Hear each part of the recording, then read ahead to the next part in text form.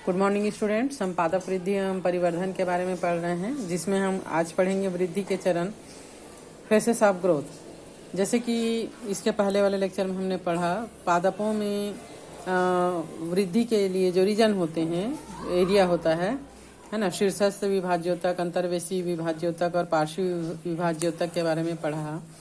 तो विभाज्योतक की यानी जहाँ पर विभाज्योतक मतलब जहाँ पर कोशिकाएं जो है वो कंटिन्यू विभाजित होते रहती है और पादपों में ग्रोथ होते रहता है। तो इनकी कोशिकाएं समसूत्री विभाजन के द्वारा नई कोशिकाओं का निर्माण कंटिन्यू करते रहती है। इन कोशिकाओं का दीर्घीकरण और विभेदन द्वारा स्थायी ऊतक बनते रहता है। जैसे जैसे आगे की ओर बढ़ते जाता है, आगे की कोशिकाएं विभाजित होती रहती है और पीछे की कोशिकाएं जो है वो स्थायी ऊतक में बदलते रहती है। और इनमें जो विभेदन है उसके फलस्वरूप तना, जड़, पत्ती जैसे भी संरचना बनाना है वो बनाते रहती है। वह समय जिस दौरान वृद्धि होती रहती है उसे समग्र वृद्धि काल, ग्रैंड पीरियड ऑफ ग्रोथ कहा जाता है। तब वृद्धि को 3 अवस्थाओं में बांटा जा सकता है। पहला है कोशिका विभाजन की अवस्था, सेल डिवीजन फेस। इसमें विशिष्ट क्षेत्रों में उपस्थित विभाज्योतक कोशिकाएं विभाजन के द्वारा नई कोशिकाओं का निर्माण करती रहती है और इन विभाजन क्षम कोशिकाओं का केंद्रक जो है वो प्रायः बड़ा होता है, जीव द्रव्य सघन होता है और कोशिका भित्ति पतली होती है, क्योंकि इनकी कोशिकाओं में कंटिन्यू विभाजन चलते रहता है। दूसरा आता है कोशिका दीर्घीकरण अवस्था, जिसको हम एमफेस कहते हैं सेल डिवीजन में।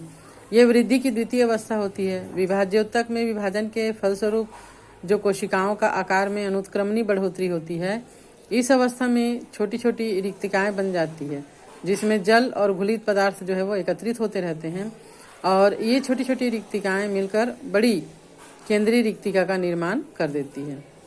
इस अवस्था में कोशिकाओं में केंद्रक और कोशिका द्रव्य जो है वो परिधि हिस्से में उपस्थित रहते हैं। कोशिका विभेदन अवस्था, सेल डिफरेंशिएशन फेस। कोशिकाओं के आकार में वृद्धि के बाद इनमें विभेदन होता है, जिससे कि वे स्थायी ऊतक में परिवर्तित हो जाती है और इसे कोशिका का परिपक्वन भी कहा जाता है, क्योंकि ये जो है वो एक विभेदन के बाद जड़, तना, पत्ती का जो भी संरचना निर्माण करती है और फिर से ये सेल डिवीजन के लिए तैयार हो जाता है ना, अगर डिवीजन होना है तो। उदाहरण स्वरूप यांत्रिक ऊतकों की कोशिका भित्ति जो विशेष रूप से मोटी हो जाती है। इस प्रकार कुछ कोशिकाएं विभेदित होकर जाइलम और फ्लोएम बना देती है, मतलब विशिष्ट कार्य को करने के लिए विशिष्टीकृत हो जाती है ये। नेक्स्ट आता है ग्रोथ रेट, वृद्धि दर। समय की प्रति इकाई के दौरान बढ़ी वृद्धि को वृद्धि दर कहते हैं, मतलब एक निश्चित समय में कितना किसी भाग में वृद्धि हुआ है वह उसका वृद्धि दर कहलाता है। अतः वृद्धि की दर को गणितीय ढंग से व्यक्त किया जा सकता है। एक जीव या उसके अंग कई विधियों से अधिक कोशिकाएं पैदा कर सकता है। वृद्धि की दर को प्रभावित करने वाले कारकों को समान रखते हुए यदि हम कोशिका, पौधों के अंग या संपूर्ण पौधे की वृद्धि का मापन करें तो हम देखेंगे कि इसकी दर जो है वो समान नहीं होती है। यदि वृद्धि का समय दर का समय के साथ एक ग्राफ बनाया जाए तब तक एस आकृति वाला ग्राफ प्राप्त होता है, तब जो है वो एस आकृति वाला ग्राफ होता है। इसको वृद्धि चाप, ग्रोथ कर्व कहा जाता है। एक संपूर्ण वृद्धि चाप को 4 भागों में विभक्त किया जा सकता है। मंद वृद्धि काल या प्रावस्था, इस समय वृद्धि की प्रारंभिक अवस्था होती है, जिसके कारण इसकी गति जो है वो काफी मंद होती है। और जैसे कि यहाँ पर ये डायग्राम में हम देख पा रहे हैं, ये जो फेस है वो मंद वृद्धि काल कहलाती है, क्योंकि यहाँ पर धीरे धीरे वृद्धि हो रहा है, फिर अचानक से एकदम तेजी से वृद्धि होता है। इसको अधिकतम वृद्धि काल या प्रावस्था, लेग पीरियड या एक्सपेंशियल फेस कहा जाता है ना। और फिर उसके बाद न्यून वृद्धि काल या प्रावस्था आता है, जिसमें कि वृद्धि का जो दर है वो फिर से कम हो जाता है और उसके बाद फिर ये वृद्धि जो है वो सैचुरेटेड हो जाता है। स्थिर वृद्धि काल या स्टेशनरी पीरियड या फेस कहलाता है। इस अवस्था में पादपों में कोई वृद्धि नहीं होती। तो इस प्रकार वृद्धि की दर का मापन करें तो ये एस आकार का ग्राफ हमको प्राप्त होता है।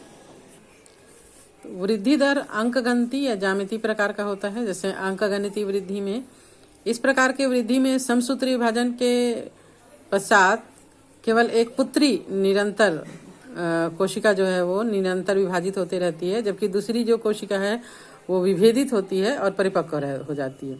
अंकगणितीय वृद्धि एक सरलतम अभिव्यक्ति है जिसमें हम निश्चित दर पर दीर्घीकृत होते हुए मूल को या जड़ को देख सकते हैं। यहाँ पर जो दिया गया है ना, ये चित्र में और अंग की लंबाई समय के विरुद्ध बनाई गई है। इसके विरुद्ध रेखी चक्र पाया जाता है, जिसको गणितीय रूप में अगर हम लिखना चाहें तो ये होता है L1 is equal to L0 plus RT, जहाँ पर L1 नहीं है, ये LT है ना, टाइम T के समय लंबाई, और L0 शून्य के समय लंबाई शून्य समय में, और R जो है वो वृद्धि दर दीर्घीकरण की प्रति इकाई समय होता है। दूसरा आता है ज्यामितीय वृद्धि। तो इस प्रकार ज्यामितीय वृद्धि में जियोमेट्रिक ग्रोथ में पूर्ण वर्णित वृद्धि, जिसमें कि S आकृति वाला ग्राफ या सिग्माइड वक्र जो कि हमने अभी पढ़ा, ये ज्यामितीय वृद्धि को प्रदर्शित करता है। अधिकतम वृद्धि काल या अवस्था में वृद्धि एक साथ तीव्र गति से होता है, जिसको चरघातांक की वृद्धि भी कहा जाता है। और चरघातांक की वृद्धि को हम प्रकट करना चाहें इस प्रकार यहाँ पर देख पा रहे हैं, W1 is equal to W0 ERT, जहाँ पर W1 अंतिम आकार, भार, ऊंचाई, संख्या आदि में को व्यक्त करता है। W0 प्रथम आकार प्रारंभिक समय में, R वृद्धि दर को, T समय में वृद्धि को, और E स्वाभाविक लघुगणिक का आधार प्रदर्शित करता है। यहाँ पर R जो है वो एक सापेक्ष वृद्धि है और साथ ही पौधे द्वारा नई पादप सामग्री को पैदा करने की क्षमता को मापने के लिए है, जिसको कि एक दक्षता सूचकांक के रूप में संदर्भित किया जाता है। इस प्रकार W1 का अंतिम आकार W0 के प्रारंभिक आकार पर निर्भर करता है। जीवित प्रणाली की वृद्धि के बीच मात्रात्मक तुलना भी दो विधियों से किया जा सकता है। मापन और प्रति यूनिट टाइम की कुल वृद्धि की तुलना, जिसे परम वृद्धि का दर कहते हैं। दी गई प्रणाली की प्रति यूनिट समय पर वृद्धि को सामान्य आधार पर प्रकट करना। प्रति यूनिट प्रारंभिक मापदंड को सापेक्षिक वृद्धि दर कहा जाता है। और यहाँ पर ये पत्तियों का चित्र दिया गया है। इसमें दो पत्तियां और वह विभिन्न आकारों की को दिखाया गया है, परंतु एक दिए गए समय में उनके संपूर्ण क्षेत्रफल में वृद्धि के समान है, और फिर भी इसमें उनमें से एक की सापेक्षिक वृद्धि दर अधिक है ना, एक की सापेक्षिक वृद्धि दर अधिक और एक की कम है। तो आज इतने ही पढ़ते हैं, कल इसके आगे का पढ़ेंगे।